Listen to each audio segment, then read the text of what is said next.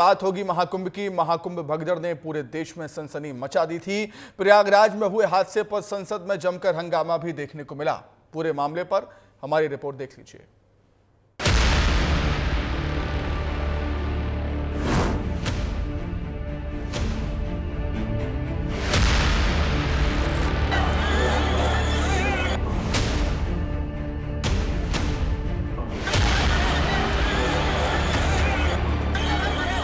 एक ऐसी घटना जिसने हड़कंप मचा दिया, ऐसी भगदड़ जिसने सियासत में भूचाल ला दिया। 28 जनवरी की देर रात हुए हादसे में जब मरने वालों की संख्या सामने आई तो उत्तर प्रदेश के मुखिया योगी आदित्यनाथ अपनी भावनाओं को रोक नहीं पाए। मृतक परिवार के प्रति संवेदना व्यक्त करते हुए योगी आदित्यनाथ भावुक हो गए। घटना दुखद है, मर्माहत करने वाला है।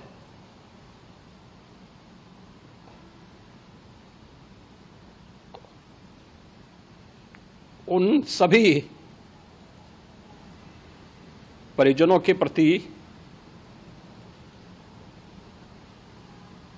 हमारी पूरी संवेदना है। हम लोग रात्रि से ही लगातार प्रशासन के संपर्क में हैं। मेला प्राधिकरण, पुलिस प्रशासन, एनडीआरएफ, एसडीआरएफ,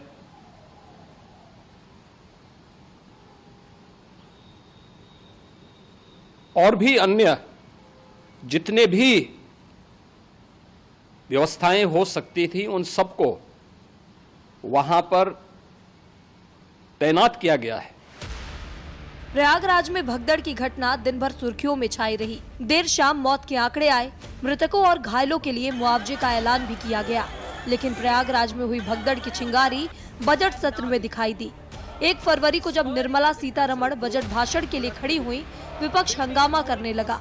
समाजवादी पार्टी के अध्यक्ष अखिलेश यादव के साथ साथ विपक्ष के कई नेता मौनी अमावस्या के दिन हुए भगदड़ के मुद्दे पर हंगामा मचाने लगे। माहौल इतना गर्म हो गया कि विपक्ष ने सदन से वॉकआउट भी कर दिया। महाकुंभ में मची भगदड़ को समाजवादी पार्टी ने मुद्दा बना लिया। सपा प्रमुख और सांसद अखिलेश यादव कई बार सरकार को घेरते नजर आए। अखिलेश यादव ने ये तक कह दिया कि जिस डिजिटल कुंभ की बात सरकार कर रही है उस महाकुंभ की व्यवस्था फेल हो गई। जिस कुंभ के लिए न जाने कितना बजट खर्च किया गया होगा, विज्ञापन चल रहे हैं, बुला रहे हैं लोगों को, 40 करोड़ लोगों को बुलाने का लक्ष्य था। ये डिजिटल महाकुंभ होगा। आप सोचिए, जहां पर डिजिटल कुंभ में सीसीटीवी लगे थे, क्या इनकी जानकारी में नहीं है? सरकार को जागना चाहिए। हिंदुओं की जान गई है, जो खो गए हैं, जिन्हें ढूंढने के लिए सरकार को कदम उठाने चाहिए। मैंने पहले भी कहा था कि सेना को दीजिए इंतजाम को, क्योंकि इंतजाम में सरकार फेल हुई है। सरकार केवल बुलाने में रही, इंतजाम में सरकार नहीं रही। अखिलेश यादव का ये बयान बड़ा है। एक तरफ योगी आदित्यनाथ का भरा हुआ गला, दूसरी तरफ अखिलेश का व्यवस्था पर सवाल। खूब राजनीति हुई। मनोज झा से लेकर संजय सिंह तक ने जहां अखिलेश के सुर से सुर मिलाया, तो वहीं एनडीए दल के नेताओं ने अखिलेश यादव के इस बयान पर पलटवार किया। तो वो भी गए थे तो किस पे भरोसा करके गए थे? उत्तर प्रदेश की सरकार पे ही ना भरोसा करके गए थे। लगभग 25 अखाड़ों ने अनुरोध किया था कि भाई कुंभ में भीड़ ज्यादा है और पूरे देश से श्रद्धालु आ रहे हैं करोड़ों की संख्या में, आप इसकी जिम्मेदारी सेना को दे दीजिए। तो सरकार उसके लिए तैयार नहीं हुई। सभी जो मृतकों को मैं आदरणीय करता हूं और माननीय योगी आदित्यनाथ जी का पूरा ध्यान वहां है। उन्होंने हर परिवार को 25 लाख रुपए देने का ऐलान किया है। आपने धर्म में इतनी बड़ी हिरार्की कर दी। एक तरफ वीवीआईपी दर्शन, बढ़िया खुली जगह, गाड़ी वहां तक जा रही है, दूसरी तरफ किलोमीटर के किलोमीटर पैदल चल के लोग आ रहे हैं। ये सारी राजनीति एक तरफ और बाबा बागेश्वर का बयान एक तरफ। प्रयागराज भगदड़ में मारे गए लोगों को लेकर बाबा बागेश्वर ने ऐसा बयान दिया कि खलबली मच गई। बाबा बागेश्वर ने प्रवचन में ये तक कह दिया कि गंगा किनारे जिनकी मृत्यु हुई उनकी दरअसल मृत्यु नहीं बल्कि मोक्ष प्राप्ति हुई है। हमका देश में प्रतिदिन लोग मर रहे हैं और करोड़ों लोग मर रहे हैं। कुछ दवा के बिना मर रहे हैं और कुछ स्वास्थ्य की व्यवस्था के बिना मर रहे हैं, कुछ हार्ट अटैक से मर रहे हैं।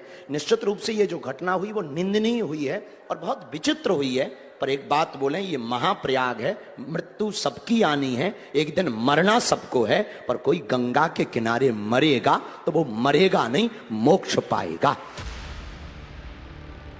बाबा बागेश्वर के इस बयान के बाद सोशल मीडिया पर चर्चाओं का बाजार गर्म रहा।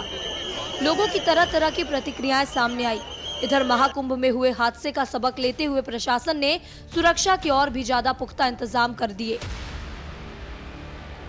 बकायदा 1 फरवरी को सीएम योगी आदित्यनाथ ने महाकुंभ पहुंचकर सुरक्षा का जायजा लिया था और श्रद्धालुओं से संवाद किया था। इतने बड़े आयोजन में जब घटना घटित होती है तो सवाल उठने लाजमी हैं। सवाल उठने लाजमी है सिस्टम पर, प्रशासन पर, सरकार पर। लेकिन ये राजनीति का विषय नहीं है। जिस तरह से राजनीति हमें देखने को मिल रही है, जिस तरह से राजनेताओं के बयान हमें देखने को मिल रहे हैं, ये ठीक बात नहीं। क्योंकि कई निर्दोषों ने अपनी जान गंवाई है, कई परिवारों ने अपनों को खो दिया।